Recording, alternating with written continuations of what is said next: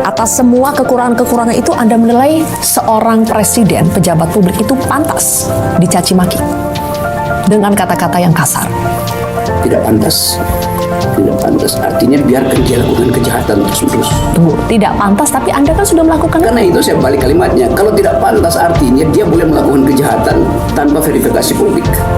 Kan caci maki itu verifikasi terhadap kebijakannya. Jadi Anda sedang memverifikasi kebijakan. Ya jelas, karena saya verifikasi buruk malah saya caci maki kan. Kan dari awal saya memposisikan diri sebagai pengkritik. Ada yang memuji presiden. Udah, hak mereka memuji. Kenapa saya harus memuji? Kalau saya memuji, maka saya akan minta semua orang memuji. Itu artinya kita bikin presiden jadi presiden seumur hidup kan.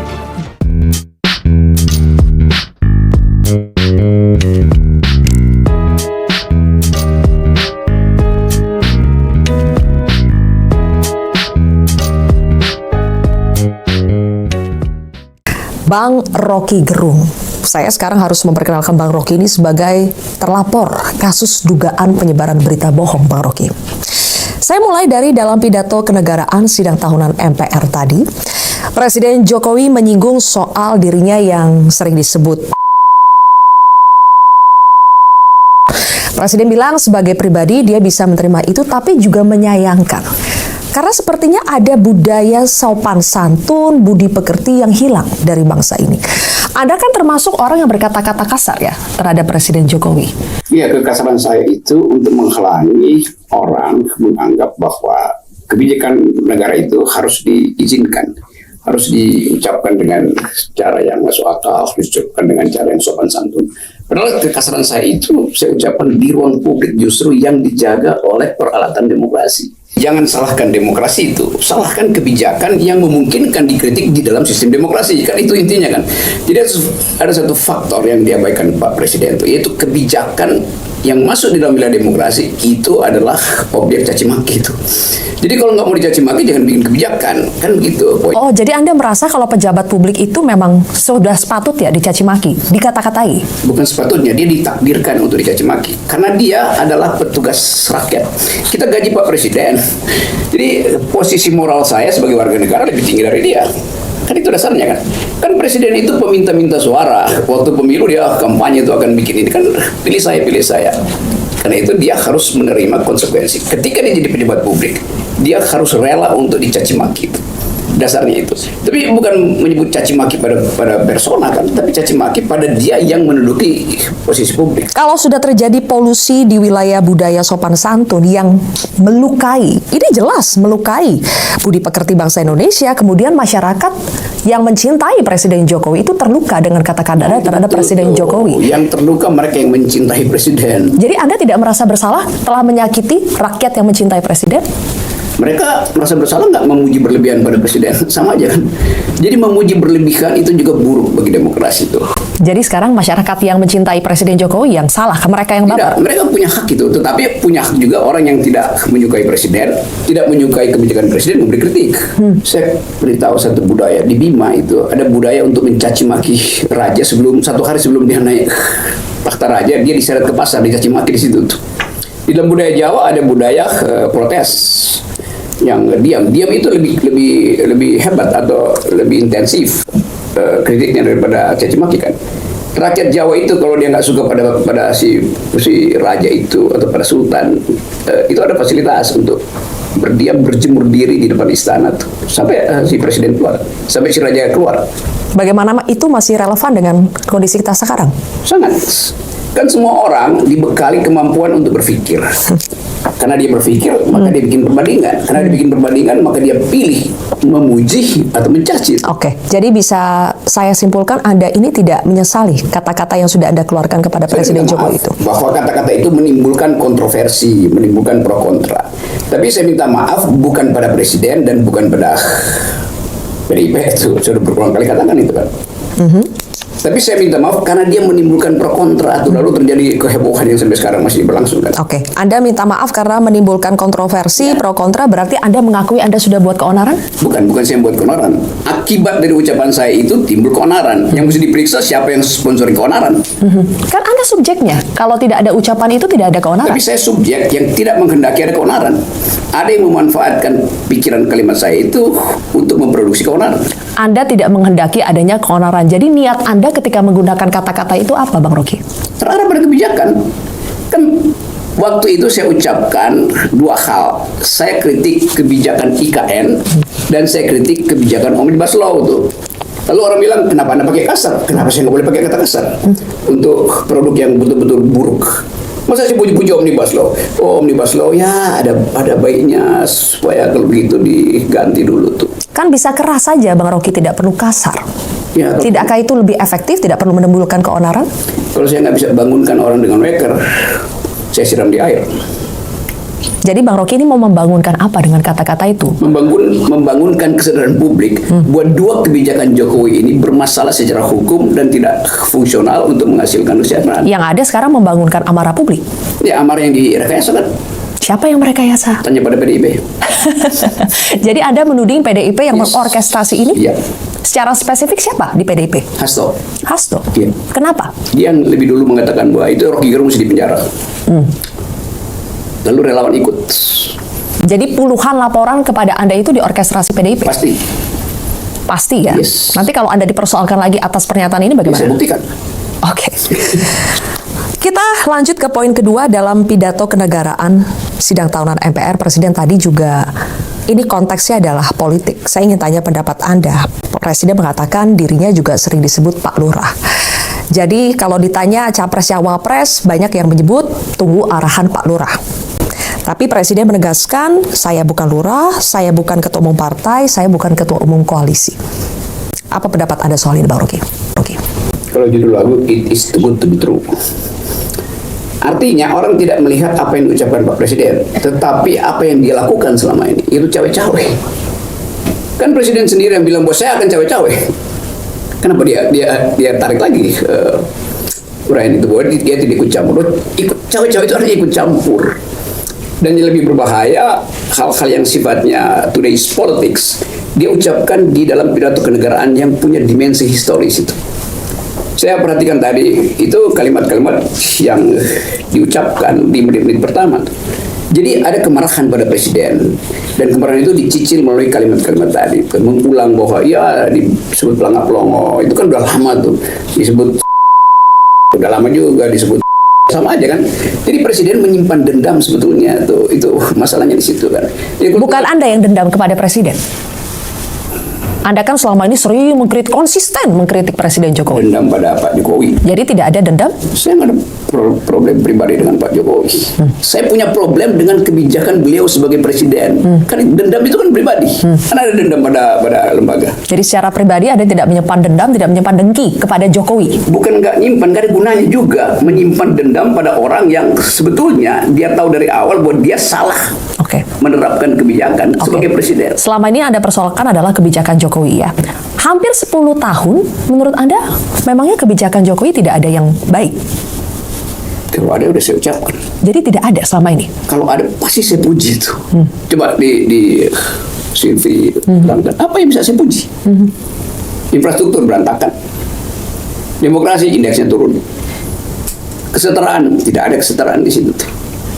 Potensi kerusuhan rasial ada di mana-mana sampai hari ini. Jadi apa yang saya pujikan? Anda ini memang sengaja memposisikan diri itu sebagai pengkritik sejak awal, sehingga akhirnya menutup mata kepada seluruh pencapaian yang ada di pemerintahan ini, atau bagaimana sih, Bang? Gini, pencapaian yang dijanjikan Jokowi itu dievaluasi oleh MPR tuh. Oke. Sekarang saya tanya, apa yang sudah dievaluasi oleh MPR? Nggak ada. Oh, IKN itu nggak dia janjikan tuh. Saya memuji kalau dia melakukan sesuatu melampaui tugas dia, beyond the call of duty itu. Apa yang dibikin presiden? Mestinya presiden bilang saya bikin pertumbuhan ekonomi 7%, kan nggak jalan kan? Oke. Disparitas, Gini rasio, oh itu muter-muter di situ aja kan. Tapi Indonesia itu di mata dunia itu adalah lembaga negara yang paling korup dan masuk dalam 100 negara miskin tuh. Indonesia indeks demokrasinya turun, penghargaan terhadap HAM juga buruk tuh. Jadi semua pidato presiden dibatalkan oleh parameter dunia. Mau percaya mana? Percaya lembaga survei apa percaya riset dunia? Kan itu dasarnya. Oke, atas semua kekurangan-kekurangan itu Anda menilai seorang presiden, pejabat publik itu pantas dicaci maki dengan kata-kata yang kasar. Tidak pantas. Tidak pantas. Artinya biarkan dia lakukan kejahatan terus-menerus. Tunggu, tidak pantas tapi Anda kan sudah melakukan Karena itu saya balik kalimatnya. Kalau tidak pantas artinya dia boleh melakukan kejahatan tanpa verifikasi publik. Kan caci maki itu verifikasi terhadap kebijakannya. Jadi Anda sedang memverifikasi Ya kebijakan. jelas, karena saya verifikasi buruk maka saya caci maki kan. Kan dari awal saya memposisikan diri sebagai pengkritik. Ada yang memuji presiden. Udah, hak mereka memuji. Kenapa saya masih memuji? Kalau saya memuji, maka saya akan minta semua orang memuji. Itu artinya kita bikin presiden jadi presiden seumur hidup kan. Mereka yang memuji nggak saya persoalkan tuh. Kenapa saya mengkritik mereka persoalkan? Karena kata-katanya kasar, Bang. Mereka memuji dengan cara yang juga menjilat gitu. Kata-katanya juga buruk. Sampai Rabu 16 Agustus sudah ada panggilan dari penyidik Bareskrim Polri? Belum? Belum. Ya, nggak ada panggilan. Anda pernah dikontak dari Polri? Saya dapat sinyal-sinyal. Apa tuh sinyal-sinyal? Sinyal yang agak sumir bahwa ada kesulitan untuk merumuskan delik. Dan mesti saya bilang, ya taruh aja satu poin di situ kan, toh akan batal juga di pengadilan tuh. Jadi saya bisa bayangkan kesulitan dari polisian karena di awal mereka udah katakan ini nggak ada delik, tiba-tiba masuk 25 atau 30 laporan ke Polda lalu diambil alih, balik lagi tuh. Jadi buat apa mengambil ulang kasus Beli yang udah di awal dinyatakan ditolak gitu. Itu tinggal soal psikologi ke Bareskrim tuh. Yang ditolak kan yang tidak ada deliknya soal yang penghinaan presiden. Ya. Tapi kan sekarang jadi pasal 14, 15 Undang-Undang Nomor 1 1946 tentang peraturan hukum pidana. Jadi Anda dituding menyebarkan hoax, Bang. Iya tapi itu kan bahaya juga tuh. Saya bilang kalau saya dapat turun jangan pakai hoax itu karena saya bisa bongkar lebih banyak lagi hoaxnya Pak Jokowi kan. Itu asalnya. Apa Pak Jokowi nggak pergi ke Cina? Nggak ada kok. Tapi kan kata-kata Anda Presiden Jokowi menjual IKN ke Cina. Ya hanya investor aja menjual, bukan membeli. Jadi Anda menilai bahwa tidak ada unsur hoax di situ. Kalau kata-kata itu yang dipersoalkan. Iya, kan itu bahasa Indonesia, bahasa gaul dari cari investor artinya jual. Apalagi jual Kalimantan yang udah dinyatakan sebagai paru-paru dunia itu kan. Jadi itu bagi saya itu jual masa depan. Kembali lagi berarti sinyal-sinyal yang ada maksud tadi Anda ingin mengatakan bahwa penyidik sendiri bingung mau mengusut apa ini soal Anda, tidak ada delik di situ. Tuh kan ini kan masalahnya karena saya yang ucapin tuh. Semua orang ucapin Faisal Basri kemarin ucapin macam-macam tuh. Tapi karena saya, padahal saya konsisten mengucapkan hal itu kan. Kan bukan baru sekarang saya kasih kritik dengan kalimat yang tajam semacam itu kan. Jadi ada momentum yang berupaya untuk dilekatkan pada saya sehingga ya paruh persekusi ke saya sebetulnya kan. Oke, tadi Anda mengatakan Anda ditarget, ada PDIP di belakang ini yang mengorkestrasi. Kenapa Anda? Katanya PDIP itu saya. Menurut Anda kenapa? Kan Anda bisa, tahu. Anda yang menuduh PDIP. Kalau menurut Anda kenapa? Saya menuduh karena faktanya begitu. Pertama kali saya dihalangi itu oleh ketua PDIP Jogja yang adalah anggota DPR tuh. Menghalangi saya bertemu dengan 1.000-2.000 mahasiswa itu. Oke, Artinya ada desain dong. ya, Bang Rocky kan mengatakan sebetulnya yang mengatakan seperti ini bukan hanya saya, ada kok orang-orang lain dan saya sudah dari dulu seperti ini, tapi karena ada momentum ini makanya akhirnya saya seolah-olah ditarget. Untuk apa? Pertanyaan saya untuk apa Bang Rocky Dianggap, ditarget? kan satu orang PDIP bilang saya agen asing tuh, agen Amerika tuh. Coba saya buka logikanya. Dia bilang saya agen Amerika tuh. Berarti saya tidak boleh pro buruh. Kan buruh itu sosialis, Amerika itu liberalis. Jadi kalau saya anti buruh itu baru saya agen Amerika. Nah saya pro buruh. Kan siapa namanya si Ben itu kan dia nggak ngerti ideologi itu. Nanti Anda dipersoalkan lagi loh menyebut ini. Keterangan saya tuh. Dia nggak ngerti bahwa di Amerika itu menyebut liberal itu artinya kiri. Di Eropa, I am a liberal artinya kanan. Itu aja dia nggak paham. Coba. Itu kalangan liberal, iya. Di Amerika itu liberal itu kiri. Posisi ideologi. Jadi Bang Rocky yakin tidak akan jadi tersangka? Nggak mungkin. Nggak mungkin? Yes. Ini kata-kata Bang Rocky ya? Yes. Tidak mungkin jadi Dari segi tersangka? akal sehat nggak mungkin. Hal yang sama waktu saya bilang Presiden Jokowi tidak paham Pancasila dilaporin. Saya bilang loh Presiden macam-macam, segala macam lah. Udah pernah dilaporin kok. Dan kalau konsisten dengan cara berpikir secara decisis itu, maka yang sekarang itu sekualitas dengan yang kemarin. Ada yang dihitung itu mungkin ada 30-40 laporan. Oke. Tapi Anda nothing tulus gak sih, Bang Rocky, kalau misalnya nanti, ya katakanlah sampai ke pengadilan ini prosesnya? Kalau nggak punya apa-apa, apa yang hilang? Oke, Bang Rocky, saya juga ingat di konvers Anda itu Anda tidak minta maaf spesifik kepada Presiden Jokowi, tapi Anda minta maaf ke putra Presiden Jokowi, Gibran Raka Buming Raka, karena dia dibully sebagai imbas dari kasus ini.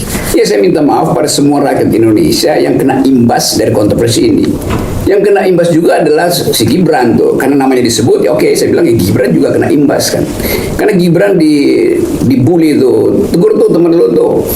Kan itu dasarnya kan. Maka saya bilang oke, sorry ya, kok bisa nyampe ke situ tuh. Yang lain juga sebetulnya, cuman karena Gibran adalah anak presiden, bukan anak presiden, anak Pak Jokowi itu. Karena presiden nggak punya anak, nggak boleh punya anak. Nggak masuk akal kalau presiden. Anaknya Joko Widodo, oke. Yes. Anda bahkan minta Gibran itu ya, Anda mengaku sohib dengan Gibran, kemudian juga Anda minta Gibran untuk mulai mempersiapkan diri karena berpotensi jadi pemimpin masa depan. Kita tahu sekarang ada uji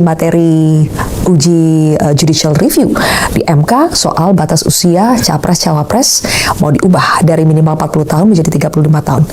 Anda sepakat itu? Karena itu bisa menjadi peluang bagi Gibran untuk menjadi pemimpin masa depan alias sebagai cawapres. Saya udah tegur, saya minta supaya jangan diayain itu. Sebab itu kan perubahan persyaratan itu hanya diarahkan pada Gibran. Kan itu namanya dia egois. Mestinya Gibran bilang, oke, kalau berlaku pada semua orang itu saya mau tuh. Tapi siapa yang dimaksud dengan yang disasar oleh perubahan itu kan Gibran. Kan nantinya memang akan berlaku untuk semua orang, Ya, tapi hanya satu atau hanya 2-3 mungkin yang bisa menjadi cawapres kan Bang? Iya, siapa? Kan cuma Gibran yang dihitung kan. Yang diucapkan di publik cuma Gibran. Mana ada orang lain yang punya potensi jadi wakil presiden dan usianya seusia Gibran? Nggak ada. Jadi itu manipulatif tuh. Karena itu saya bilang oke, dipakai aja 2029 supaya banyak anak muda yang masuk dalam parameter itu kan. Tapi nggak apa-apa dong kalau misalnya ada memang sosok anak muda punya potensi, kan Bang Rocky juga mengakui Gibran ini punya potensi yang besar. Punya potensi, tapi ada aturan etik di dalam konstitusi. Perubahan konstitusi harus menguntungkan yang di depan, bukan yang sekarang tuh. Itu prinsipnya. Kalau saya ubah konstitusi bukan demi saya, demi yang berikut itu. Jadi kalau misalnya 3 periode, iya bukan buat saya, buat yang berikut. Kan nggak mungkin konstitusi dibuat hanya untuk kepentingan subjektif satu orang. Sekarang ada juga nih Bang Rocky wacana ya, MPR punya wacana untuk mengubah atau mengamandemen Undang-Undang Dasar 1945. Di antaranya adalah menjadikan MPR sebagai lembaga tertinggi negara lagi, yang artinya bisa memilih presiden. Kemudian juga mengatur soal nanti penundaan pemilu karena kondisi-kondisi darurat tertentu. Apakah itu bencana, apakah itu pandemi. Anda menilai ini murni motifnya adalah demi kepentingan bangsa, memang kita perlu memasukkan pokok-pokok haluan negara, PPHN dan tadi, atau ini politis lagi hanya untuk kepentingan satu orang lagi? Saya tanya, kalau dia tidak diucapkan melalui diskursus akademis dan tidak diedarkan sebagai naskah akademis, itu artinya palsu. Kan kita mesti curiga, ini pintu masuk untuk membenarkan pemilu ditunda atau semacam ya valve itu. Kalau terjadi kekacauan, ya ditunda aja. Jadi sebetulnya main-main dengan MPR itu berbahaya tuh dalam keadaan ketidakpastian publik hari ini. Kalau MPR itu isinya adalah partai-partai yang dari awal kita tahu bermutu, ini kan nggak bermutu semua kan. Wacana itu kan dipakai hanya untuk ya lip service, bukan lip service sebetulnya, upaya untuk membujuk presiden supaya beri kami kesempatan untuk masuk kembali dalam pemerintahan Presiden Jokowi kalau dia Sudah ditegaskan kok, ini rencananya seusai pemilu 2024. Iya, tapi seusai pemilu itu kita menghitung tuh seandainya wacana itu diucapkan seusai pemilu, ngapain dimulai dari sekarang kan? Tunggu aja MPR berikutnya kan. Kan tinggal 6 bulan ada MPR berikut. Ngapain MPR sekarang mau mendikte MPR yang akan datang? Itu juga prinsip konstitusionalisme. Nggak boleh MPR yang sekarang mendikte MPR yang akan datang. Oke, Bang Rocky, dengan kasus yang tengah Anda hadapi saat ini, benar Anda juga banyak sekali dalam 2 minggu terakhir ini mendapatkan ancaman-ancaman atas perkataan Anda kepada Presiden Jokowi? Iya, tuh WA saya itu pagi-pagi udah ada telepon aneh, WA itu mungkin 100 WA setiap hari itu mengancam secara fisik. Tapi buat apa layani ancaman-ancaman itu kan?